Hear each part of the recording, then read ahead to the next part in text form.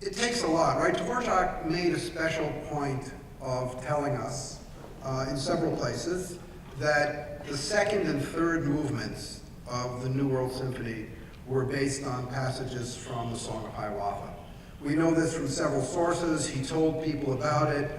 He said that the New World Symphony was going to be sketches for an opera or a cantata based on Hiawatha, but he didn't say anything about the last movement. And yet the last movement seems to contain a real story that comes right out of the core of Hiawatha, which you'll hear.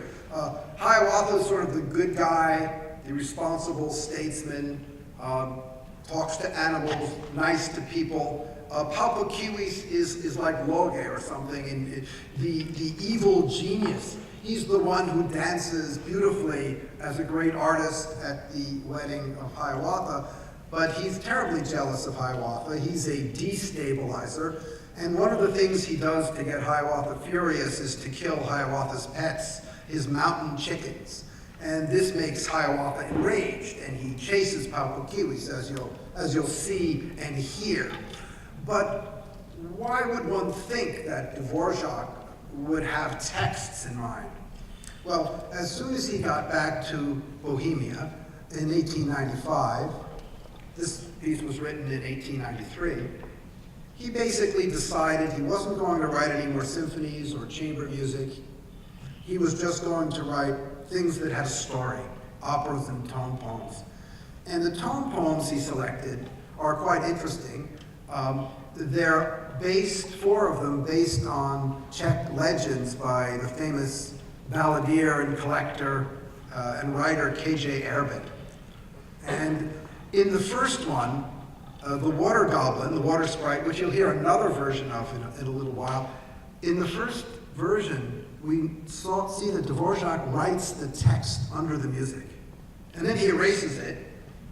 His audience all knows the poem, and they know exactly what's happening when. But that's sort of ample evidence that Dvořák was thinking in terms of texts. So I think now it's time to listen to this, which is a kind of, I think, exciting literal scene that probably would have been in Dvořák's Hiawatha opera had he completed it. So I guess if we could have the lights down, and I will start the show.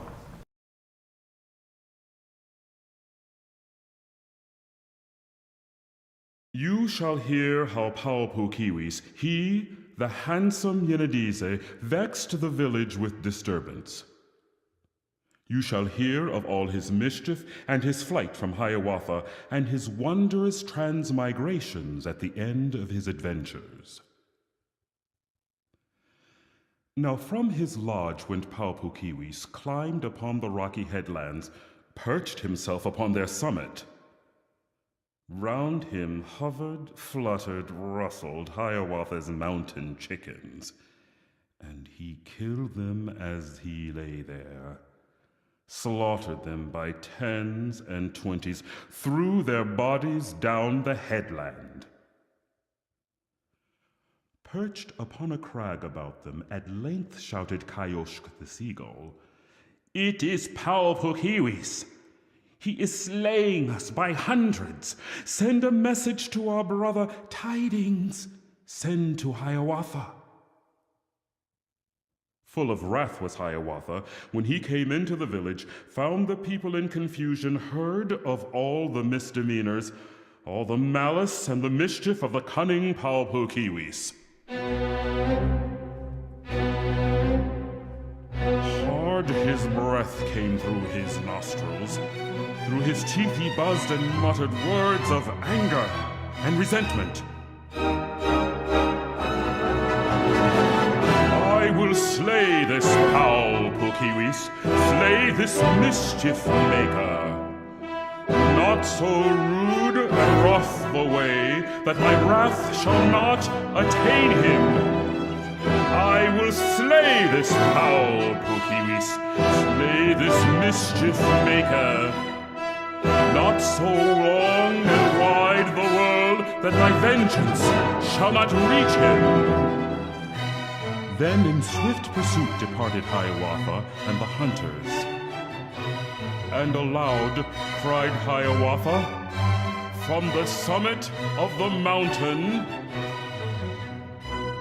Not so long and wide the world, not so rude and rough, but my wrath shall overtake you, and my vengeance shall attain you. Over rock and over river, through bush and brake and forest, ran the cunning Pau-Puk-Keewis. Like an antelope he bounded, till he came unto a streamlet in the middle of the forest, to a streamlet still and tranquil that had overflowed its margins. Over rock and over river, through bush and brake and forest, ran the cunning Pau-Puk-Keewis, to a dam made by the beavers, to a pond of quiet water. On the dam stood Pau-Puk-Keewis, o'er his ankles flowed the streamlet, flowed the bright and silvery water. And he spake unto the beaver, with a smile, he spake in this wise. Cool and pleasant is the water.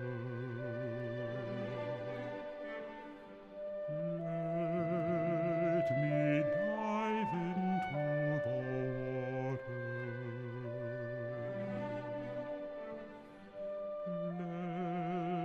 Let me rest therein your lodges.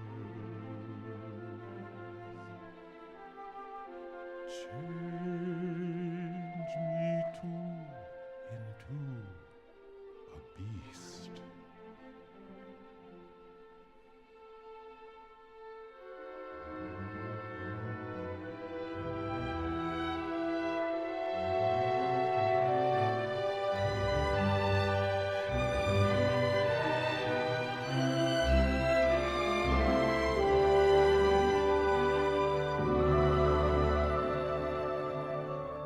Then he heard a cry from above him, heard a shouting and a tramping.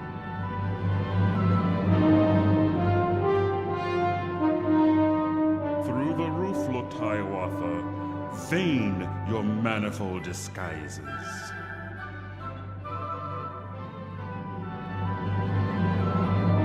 With his club he beat and bruised him, beat to death poor Pau-Puk-Keewis. But the ghost, the Jebi in him, still lived on as Pau-Puk-Keewis, and it fluttered, strove and struggled, till it took the form and features of the cunning Pau-Puk-Keewis, vanishing into the forest.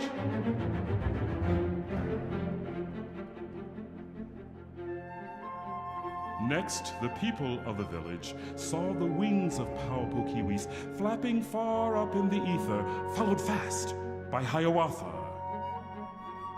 Then the cunning Pau-Puk-Keewis, once again in human figure, came unto the headlands. There without stood Hiawatha, smote great caverns in the sandstone, cried aloud in tones of thunder, "Open! I am Hiawatha!" But the old man of the mountain opened not. "Open! I am Hiawatha!" Then he raised his hands to heaven, called imploring on the tempest, called Waywassimo the lightning, and the thunder, Annemeekee, and they came with night and darkness, sweeping down the big sea water from the distant thunder mountains. And the trembling Pau-Puk-Keewis heard the footsteps of the thunder, saw the red eyes of the lightning, was afraid, and crouched, and trembled. Then Waywassimo the lightning smote the doorways of the cavern. With his war club smote the doorways, smote the jutting crags of sandstone, and the thunder Annemeekee shouted down into the caverns, "Where is Pau-Puk-Keewis?" And the crags fell.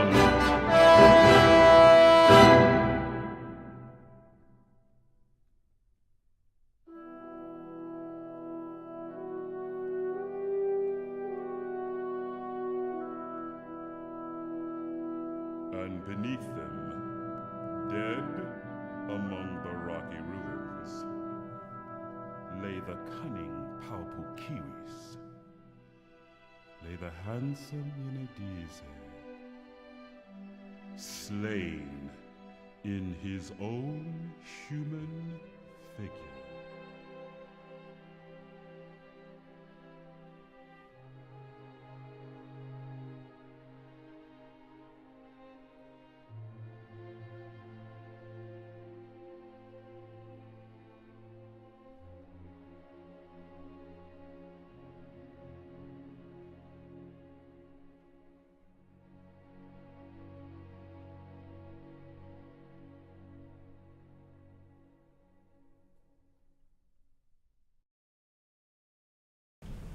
Okay, I think we can have the lights up.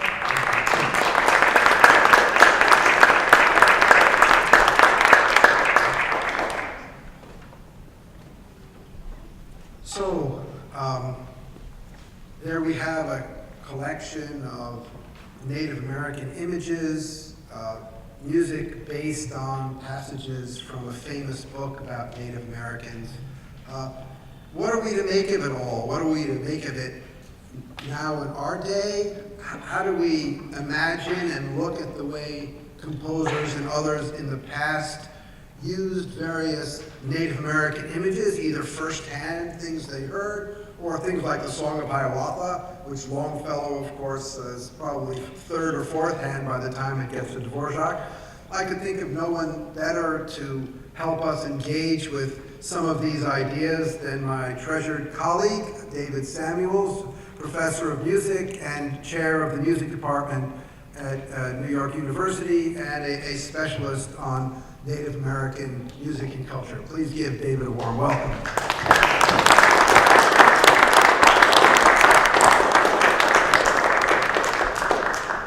Thank you. I can think of other people, but I'll take it.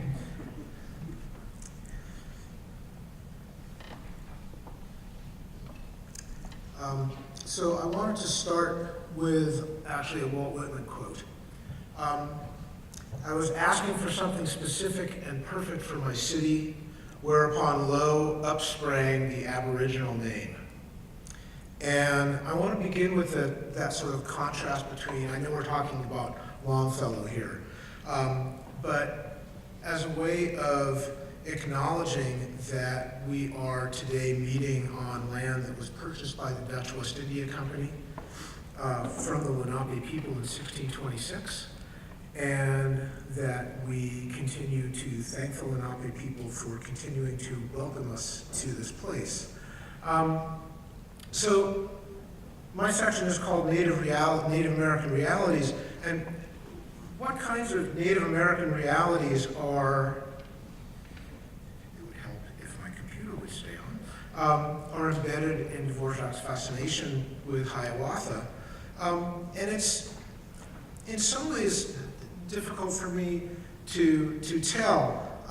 The spring before the premiere of the symphony, Dvořák had announced his ideas about folk sources for a national school of composition in the United States in an interview to the New York Herald. And it was done, according to Henry Krehbiel of the Tribune, and this is quoting what he said, an incomplete and bungling manner that was really only satisfied by the premiere of the symphony that December. And the confusion that emerged out of that had to do with people's ideas about whether it was possible for there to even be folk sources for American music, for a couple of reasons. One was that the idea that the people who had come over to the United States from other places and perhaps brought their folk music with them, that was not native to the United States. And the other being that the actual native music of the United States was perhaps not conducive to being turned into symphonic material. And a third problem that people saw was that they thought that what Dvořák was talking about was sort of using popular music mostly from African American style minstrelsy, and what's the quote, that he meant the songs of Stephen Foster, and that the school of which he dreamed was to devote itself to the writing of variations on the old folks at home and tunes of its class.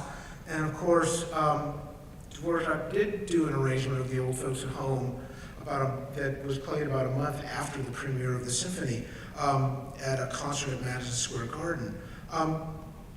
But the thing that I wanted to talk about is what are the elements that people heard in the performance that made them think of folk sources for the music. So the three most common kind of stereotypical things that were used to denote Native American music at that time were, first of all, the rhythm of the Moresca, or the Morris dance, which is basically this rhythm.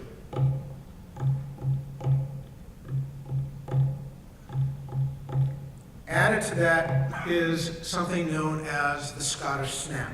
Scottish snap is a dotted rhythm where the short note comes first. So rather than going bum, ba bum, ba bum, you hear ba ba, ba ba, ba ba, like that. So there's a famous Charles Cadman song, From the Land of the Sky Blue Water. And the way that goes is, from the land of the sky blue water. So the short note is first. And the third thing is pentatonicism, or the 5-note scale, which has already sort of been discussed. I wanted to sort of, if we put those together, I am not a pianist. Then if you start out with this sort of open fifth that was already discussed, and then you add the Scottish snap to it,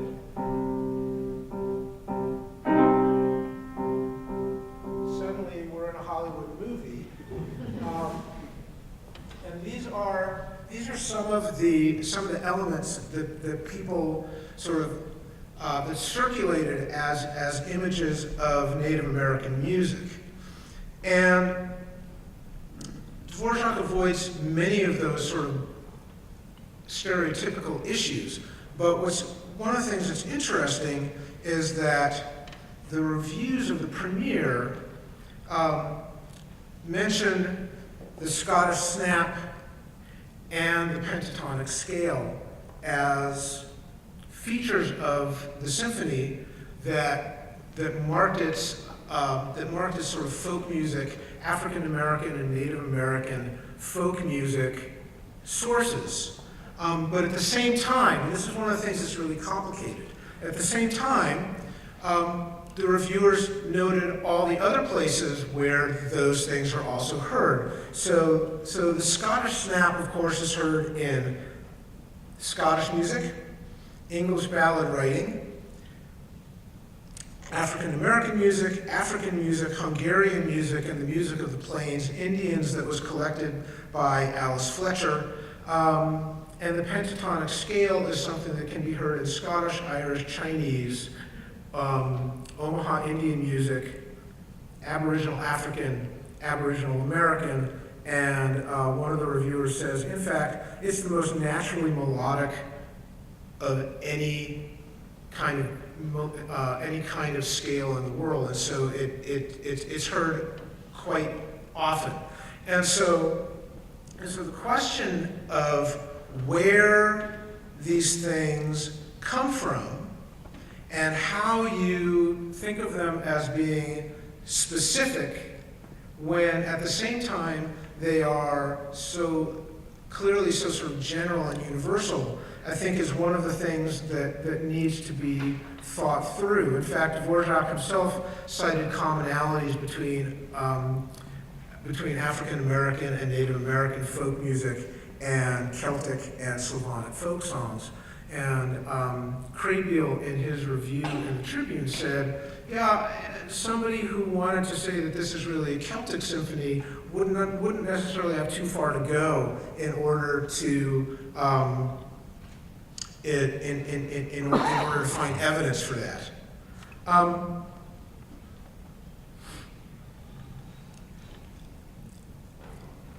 And so, in thinking this through, it's important to keep in mind that Dvořák is being inspired by these things. And in fact, Michael Pisani, who's written quite a bit about this, says, it's essential not to mistake Dvořák's preoccupation with Hiawatha, or that of any other composer writing before the mid-1890s, as reflecting an interest in American Indian musics. I think that's a little bit ungenerous. I mean, we know that Dvořák heard Native American music both in New York and in Iowa.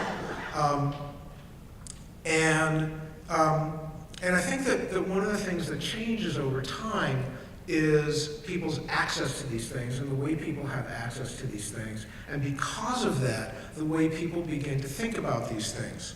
So,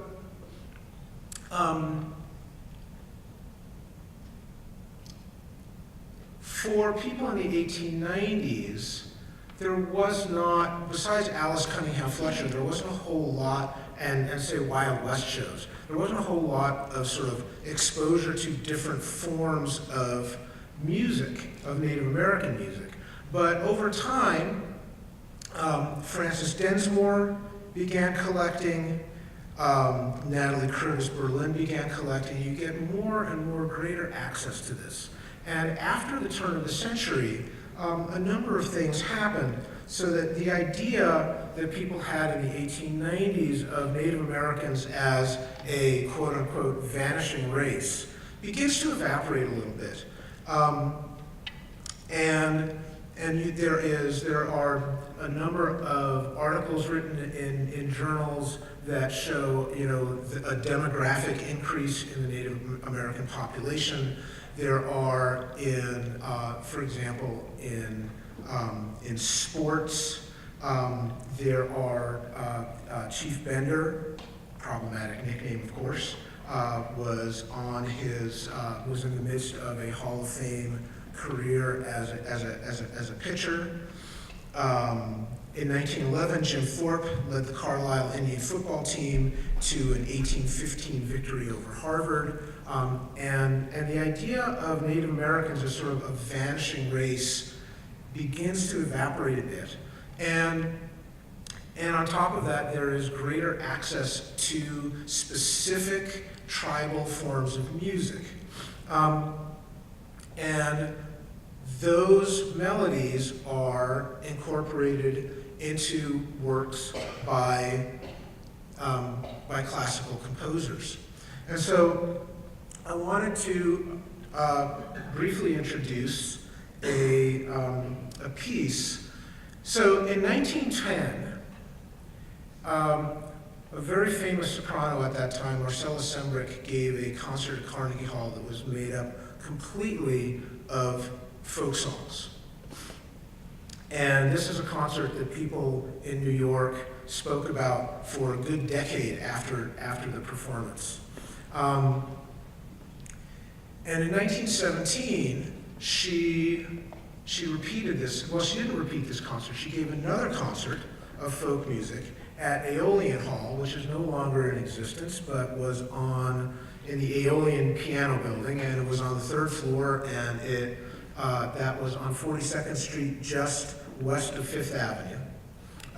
And it seated 1,100. And so Carnegie Hall seats about 2,800 people. Aeolian Hall seated about 1,100, which was good because folk music is meant for a more intimate audience.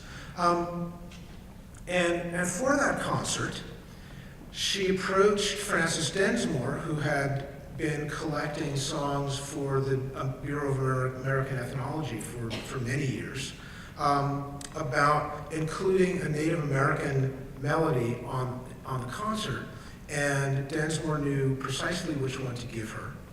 And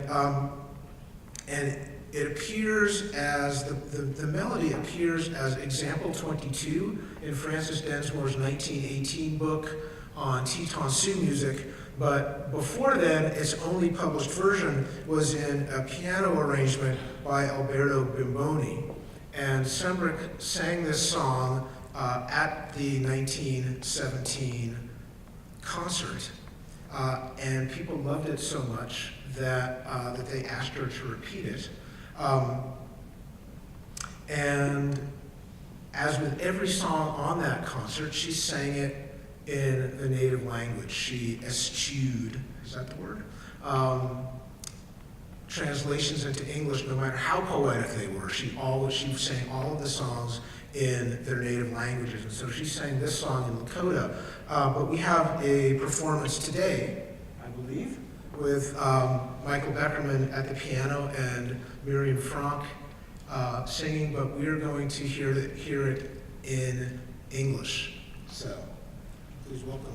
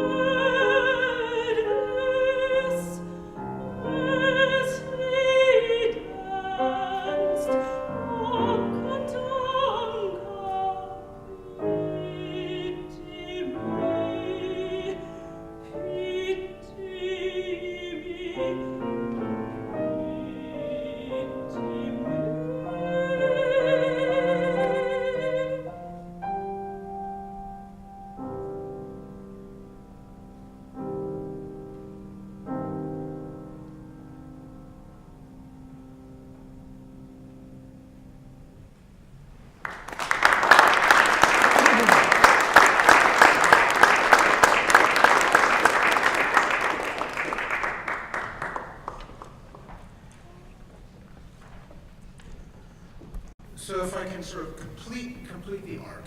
So we go from a period of composers being generally inspired by Native American melodies to a period of composers who are using specific Native American melodies in order to write their music. And today, of course, there are Native composers in every genre. Raven Chacon, a Navajo composer. Brent Michael Davids is a Mohican composer. Don Avery is Mohawk and composes and performs and runs the North American Indian Cello Project. There are also non-native composers who work very closely with performers in creating their music, such as James DeMars, who's written a number of works, including the two-world concerto for flutist Carlos Nakai, and a concerto for powwow drum and singers for the Black Lodge Singers. And in fact, next month, I believe on November 20th, there's a world premiere of Brent Michael David's concert opera called The Purchase of Manhattan, which will be taking place down on Fifth Avenue and 29th Street at the Dutch Reformed Church there, the big Dutch Reformed Church, around the corner from the little church around the corner. And so I think that's what I wanted to do as far as just kind of sketching out a little bit of the things that we can hear in the music, and how people at different points were sort of thinking through this problem of how to incorporate different forms of music into their compositions.